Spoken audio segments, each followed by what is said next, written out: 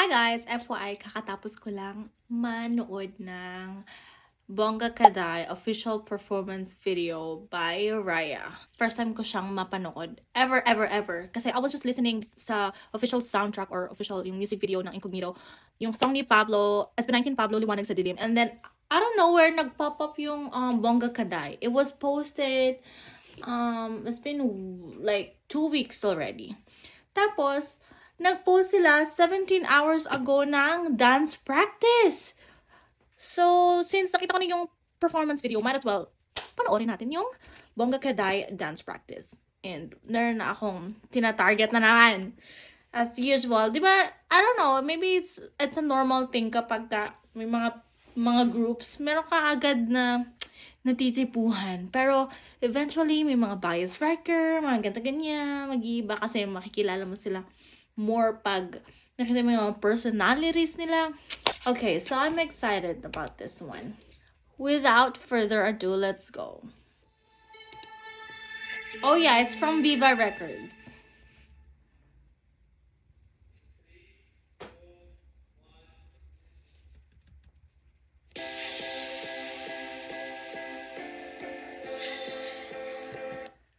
Grabe talaga. Kahit sa performance video nila, super todo bigay sila.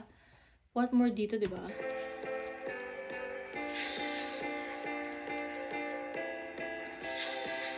I keep forgetting may split sila. Grabe, the split. Tapos, after nyan, mag-bend silang ganun. Ooh.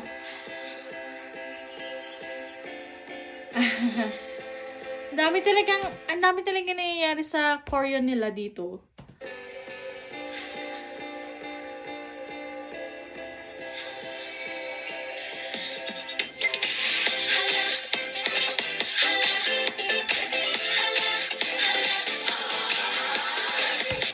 Oh my gosh, ilan sila? 1, 2, 3, 4, 5, 6, 7, 8, 9.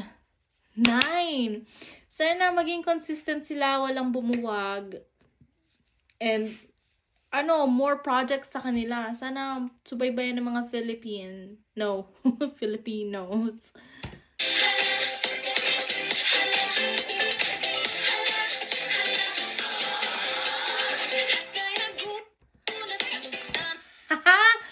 OMG! The steps!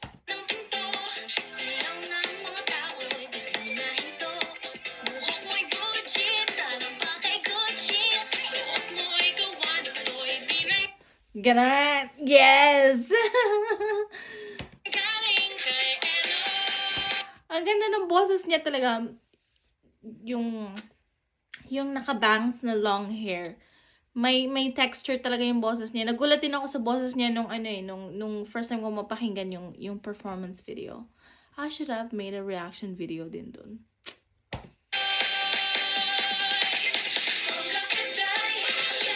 Super sexy niya! I just realized. Yung naka-bangs. OMG.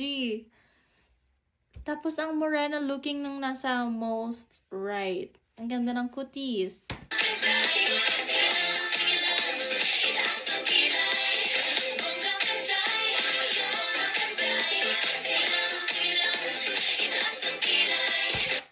Ang ganda ng, I like yung nila. Yung color coding nila dito. Brown, very earth color, minimalist lang. Diba? Hindi siya very OA. Maganda. I like it.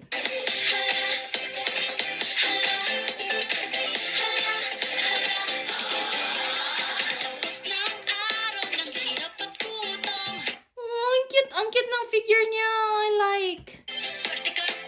Ang ganda.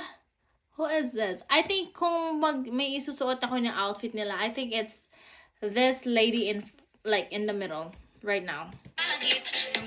Even the hair. I love the hair.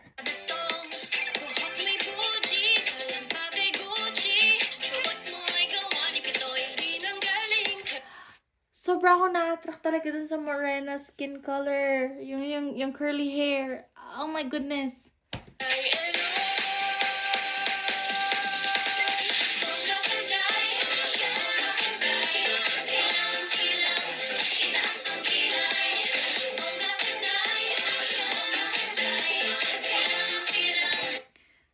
ang dami nilang parang travel time ng mga change positions, no?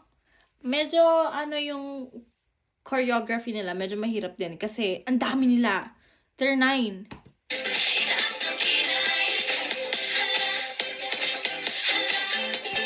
I like the boots nitong nasa most left. I love it.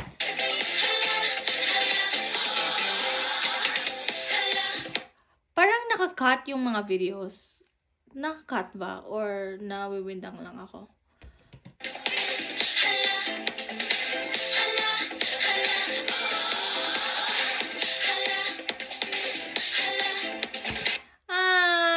I like yung galaw niya doon. Yung like nasa middle na nakatayo.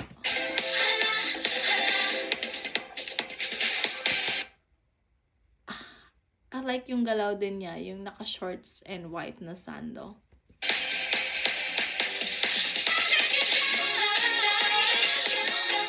OMG! Super ganda niya talaga. Who is this lady? Yung kulot na morena skin color.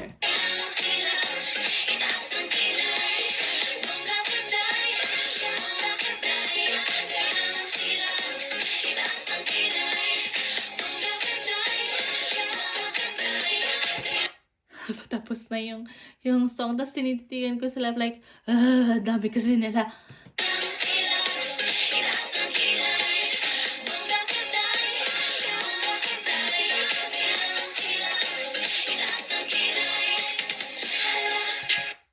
Ito na yung dance break!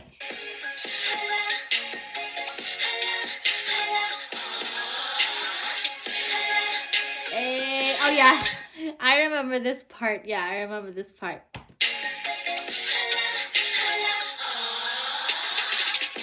Tapos na! Oh, color brown. Earth color. I like it. Hindi ko lang sasabihin ko. Like, malaki talaga yung potential ng group na to. And I'm so happy na nakita ko sila. I believe wala pa silang debut na song. So, before pa sila magkaroon ng debut song, I'm happy na nakita ko sila. That's what I'm trying to say. I always say sa mga videos ko na I'm a multi-stan. So, I have a lot of P-pop groups na super fanatic ako. Na until now is talagang sinusubaybayan ko sila. Ang pinaka-main, I keep on saying, ang pinaka-main talaga or yung first ever P-pop group na sinubaybayan ko ever was, is SB19. Until now is I'm a super fan of SB19.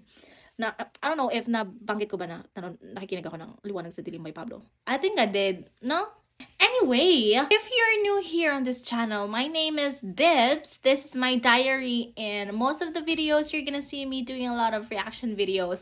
But I am very picky when it comes to doing reaction videos. Gusto ko talaga yung mga, alam mo yung parang, I don't like fake reactions. So yung raw talaga, ito na yun, yun na yun. Like, yun na yun talaga. I just found out about Calista, tapos ngayon Raya, and I think there's gonna be more P-pop groups na may masusubaybayan ako. Kasi, since yung algorithm ngayon ng YouTube ko is a lot of P-pop groups, so I'm so happy and I'm so excited. So stay tuned. Thank you for watching. Bye!